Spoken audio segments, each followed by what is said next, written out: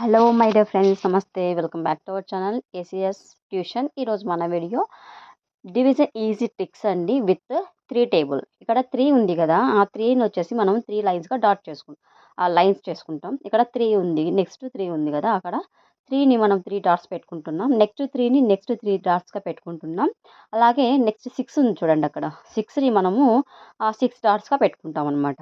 Observe చేస్తున్నారు కదా. అలాగే ఇక్కడ 9 ఉందన్నమాట. 9కు ఇక్కడ మనం లైన్ సరిపోదని ఎక్స్టెండ్ చేశాను. 9కి 9 డాట్స్ అనమాట. చూడండి. ఓకే, ఈ విధంగా మనము డాట్స్ అయితే కంప్లీట్గా పెట్టేసుకున్నాం. ఇక మనము ఇక్కడ 9కి 9 డాట్స్, 6కి 6 డాట్స్, 3కి 3 డాట్స్, 3కి 3 డాట్స్ అనమాట.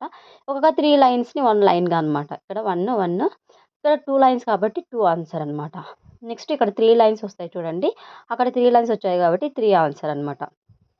ఓకే, ఈ టోటల్గా చూసుకున్నట్లయితే 3211 వాజ్ ద ఆన్సర్.